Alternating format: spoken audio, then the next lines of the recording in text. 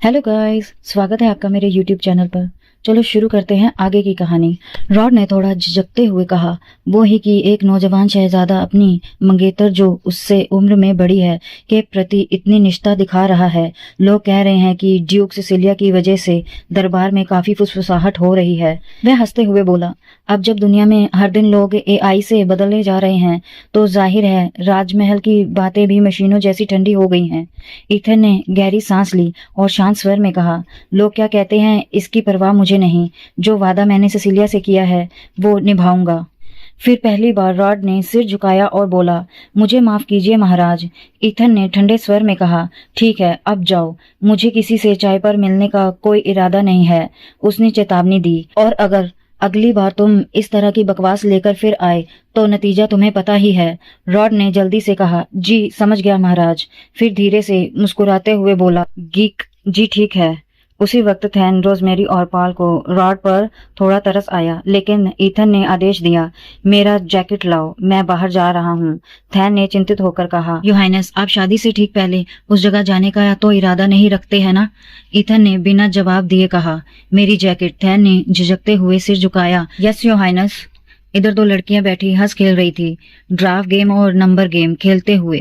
Sophia भी वहां थी, हाथ में पंखा लिए। जैसे ही ईथन अंदर आया, सोफिया ने मुस्कुराकर कहा, स्वागत है योर हाइनेस, हम आपका इंतजार कर रहे थे। सिसिलिया के लिकलाइन को हराने के मिशन के बाद उसकी वापसी की खबर पूरे यैनसन में फैल चुकी थी। उत्तर द्वार पर लिकलाइन का सिर लटकाया गया था और कहा जा रहा था कि उसके साथ सिसिलिया ने वो रहस्यमय सिल्यूरियन हार्प भी राजा रावना को भेंट की गई थी। लोग अटकेलियां लगा रहे थे, राजा उस हार्प का क्या करेगा और उसका शाप किस पर पड़ेगा। ईथन ने कहा, मुझे फर्क नहीं पड़ता कि राजा रावना वो हार्प मुझे दे या किसी और को, लेकिन मन ही मन उसने सोचा, सिसिलिया 7 साल बाद वापस आ गई है, बस यही मेरे लिए काफी है।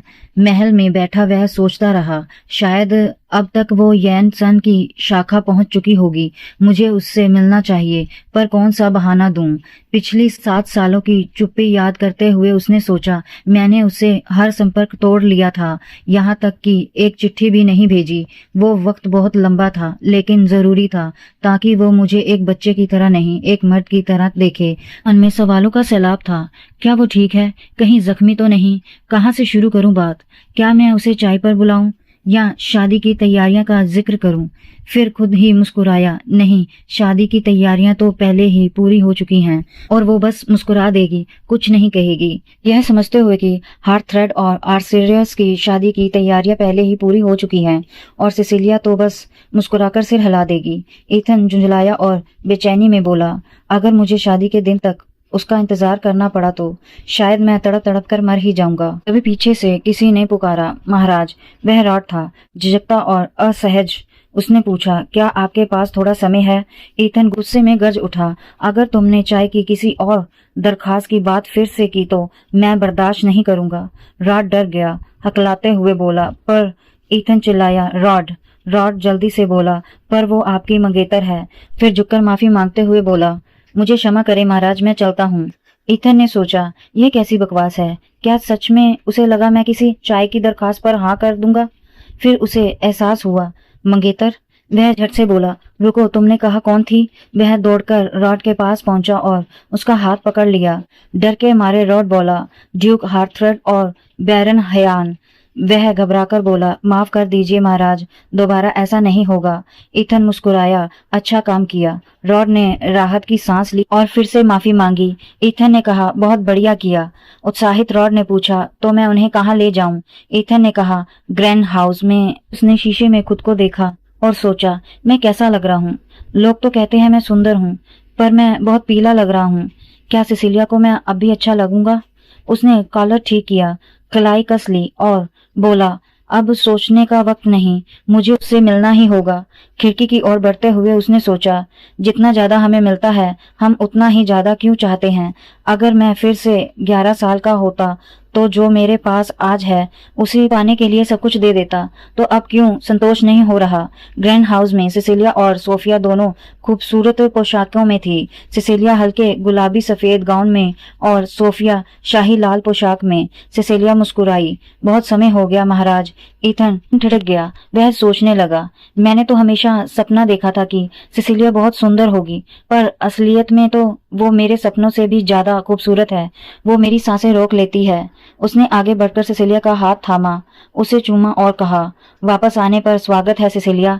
फिर बोला, मैं चाहता हूँ हम जल्द से जल्द शादी की तैयारी शुरू करें। सिसिलिया मुस्कुराई। महाराज, वैसे भी शादी बहुत करीब है। ईथन बोला, 10 दिनों में शादी करें। सिसिलिया ने समझाया, यह गर्मी का समय है, ज्यादातर राइज अपने एस्टेज में हैं। वह 10 दिनों में यनसन नहीं पहुंच पाएंगे। हमें शांत रहना चाहिए। आखिरकार ये हार्थ थ्रेड और अर्सिरियस का मिलन है। ईथन ने सिर झुका लिया। हाँ, राजनीति की बात है। उसी बीच सोफिया ने पाल को देखकर कहा, अरे तुम्हें क्या हुआ? तुम तो बहुत दुबले हो गए हो। पाल झुंझलाकर बोला, ऐसा कुछ नहीं है, बस माँ दूर है। सोफिया ने गुस्से में ईथन की ओर देखा। महाराज बताइए तो, क्या आप पाल को ठीक से खाना खिला रहे हैं? ईथन ने शांत स्वर में कहा, हाँ वो खा रहा है। लेकिन सोफिया फिर भी चिंतित रही। ईथन सोच में पड़ गया। पाल आमतौर पर खुश रहता है, अब इतना उदास क्यों है? तभी सिसिलिया ने हल्के से ईथन की पीठ पर हाथ रखा और बोली, आज रात मिलते हैं। ईथन चौंक गया, चेहरा लाल पड़ गया। रात में? किस लिए? ये शब्द आज रात मिलते हैं बार बार उसके मन में गूंज रहे थे। वह सोचने लगा, उसका मतलब ऐसा तो नहीं था, है ना? महल में सब लोग शानदार शाही पोशाकों में सजे हुए थे। ईथन ने सफेद शाही पोशाक पहन रखी थी। वह बैठे बैठे सोचने लगा, मुझसे ज्यादा मूर्ख कोई नहीं। बस यूं ही बेवजह खुश हो गया। अगर मुझे पता होता कि वो रात में मिलना दरअसल नृत्य समारोह के लिए कह रही थी तो इतना बेचैन ना होता।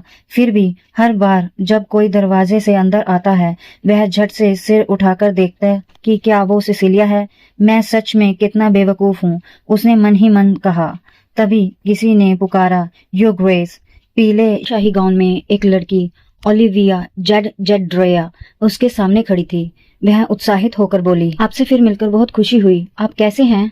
पाल भी वहां आ गया और बोला, हम पिछली बार समारोह में मिले थे, लेकिन जब ओलिविया ने अपनी भावनाएं जाहिर करनी शुरू की, ईथन ने सोचा क्या मुझे उसे फिर से मना करना पड़ेगा।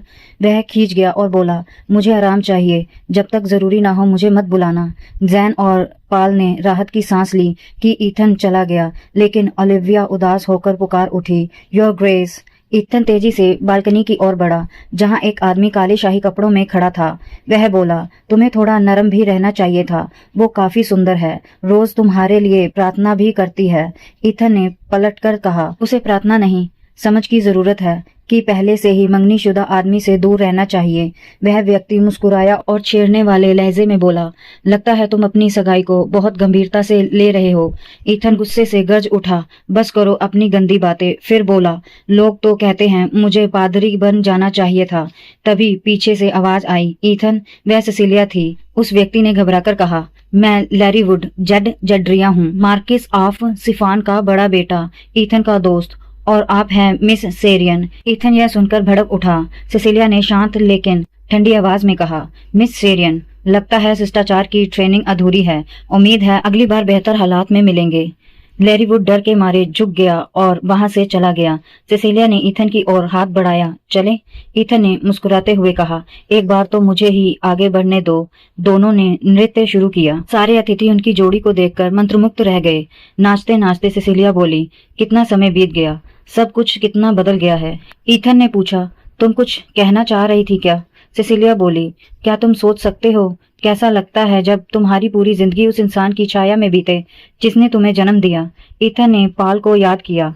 जानता था कि सोफिया जन्म से ही जादू और तलवार दोनों में निपुण थी, इसलिए पाल के भीतर एक हीन भावना थी।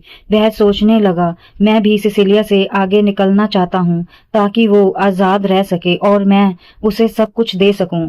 फिर उसे विक्टोरिया के ग्रुप संदेश याद आए। वह उसके सामने झुककर बोली, मैंने आपको इसलिए बुलाया है ताकि आप सिंहासन के बारे में अपनी राय दें।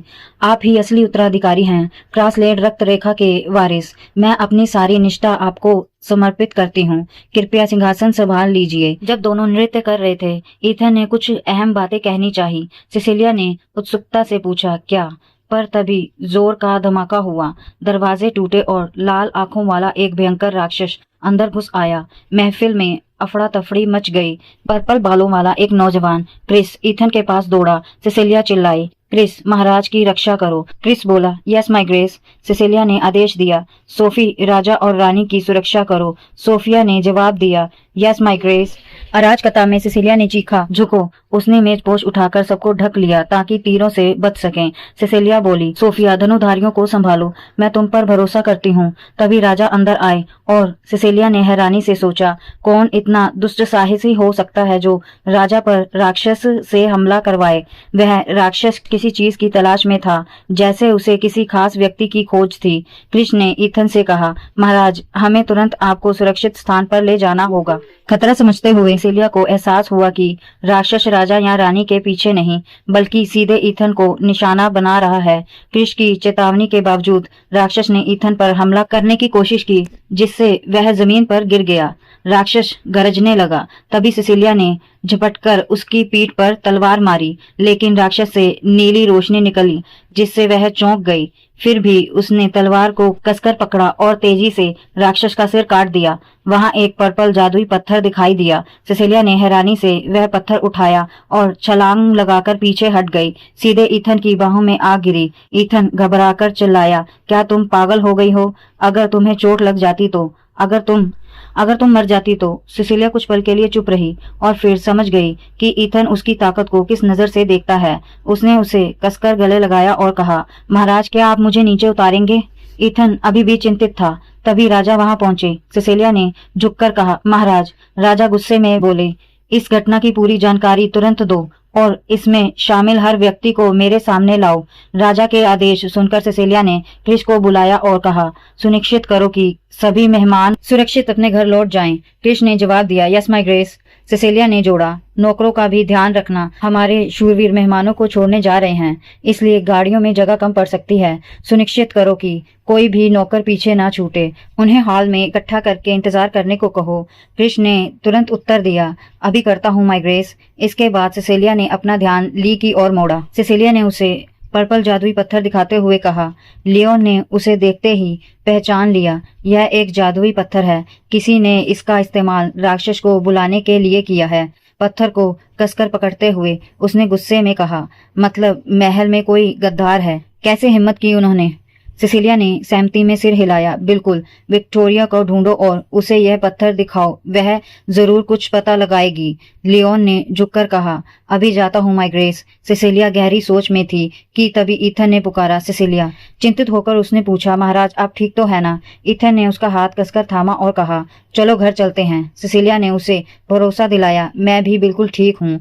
लेकिन ईथन जिद में बोला, मेरे साथ चलो। सिसिलिया चुप रही। वह थोड़ा नरमी से बोला, कृपया। सिसिलिया ने उसके हाथों के पकड़ महसूस की और मन ही मन में सोचा, तुम मेरी इतनी परवाह क्यों करते हो? ईथन ने दृढ़ आवाज में कहा, एक ड्यूक और आदेश के मुखिया के रूप में मेरा कर्तव्य है रक्षा करना, उनकी भी जो मेरे लिए अपनी जान तक जोखिम में डालते हैं। लेकिन फिर भी हमेशा तुम ही हो जो मेरे हिफाजत करती हो, जैसे मैं ही किसी सुरक्षा की जरूरत में हूँ। उसकी बात सुनकर सिसिलिया ने हल्की मुस्कान के साथ कहा, महाराज, मैं सच में ठीक हूँ। मैंने ऐसे हालातों से निपटने की पूरी ट्रेनिंग ली है।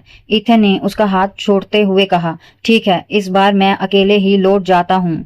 फिर उसने प्यार से उसका चेहरा छुआ और बोला, लेकिन अगली बार। यह कहते हुए उसने सिसिलिया के गाल पर चूम लिया।